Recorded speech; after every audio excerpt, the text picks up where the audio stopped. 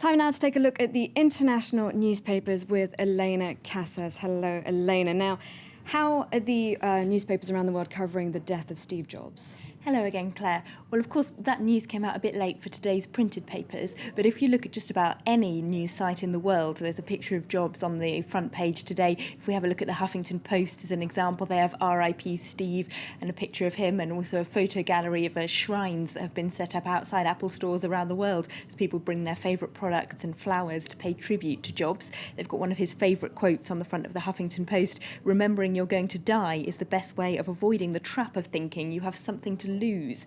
And there's an interesting article in the Daily Beast which says it was just that risk-taking personality as much as his creativity that enabled Jobs to become such a wizard among muggles, as they put it.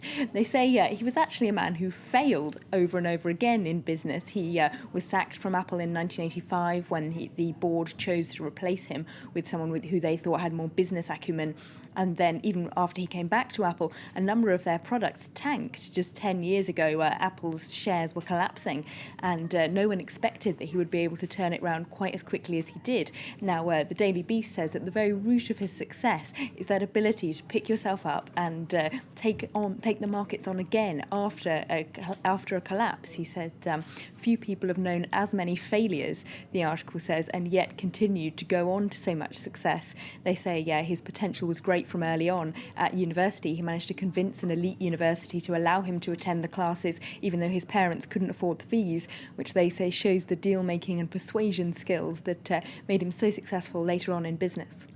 Indeed. Now, moving on to something else, we've been talking in the news about that double veto at the UN Security Council on a resolution on Syria. What are the papers making of that today?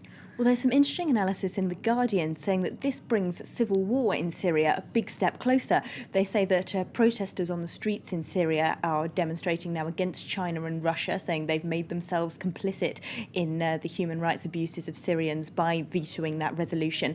And they also say they've now realised there's very little international diplomacy can and will do for the Syrian demonstrators. So according to The Guardian's correspondent, they're now actively trying to get hold of weapons from abroad, which they call a radical change of strategy.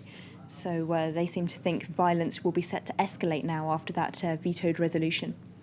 The Independent's looking at the agreement signed between India and Afghanistan this week. What does it mean, though, for Pakistan? Well, that's the angle that they're looking at. They say this is really bad news for Pakistan, that its old enemy, India, is signing an important trade deal with Afghanistan, but also the Pakistani generals have only themselves to blame. They say Hamid Karzai really has done this in defiance of Pakistan because they've continued to support the Taliban, because the recent attacks in Kabul, according to the Independent, are tied together by a thread that trails back to Pakistan.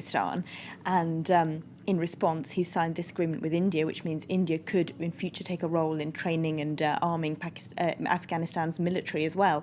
So they say Pakistan may have just made the wrong decisions and might find itself, once the US pulls out of Afghanistan, Pakistan may find itself a little bit bypassed in regional politics. Now, a correspondent in New York, Nathan King, was telling us earlier how the Wall Street process, have spread, and the media coverage with them.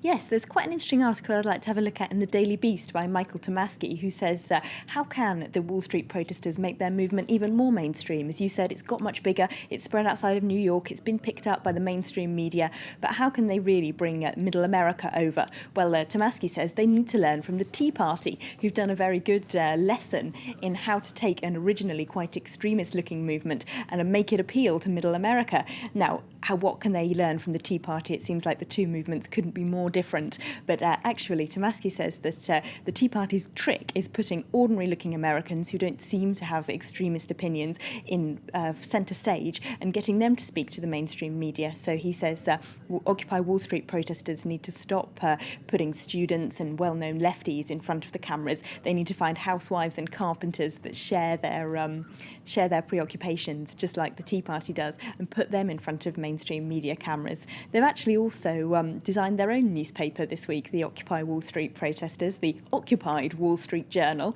A little bit of pun, of course, there on the Murdoch newspaper's title. And in there, that's exactly what they seem to be doing. They're making an appeal to ordinary people to come out and join their protests, saying we're not a bunch of anarchist political theorists. The things that we believe in also apply to you. Okay, thank you very much for that. Look at the international papers, Elena Casas.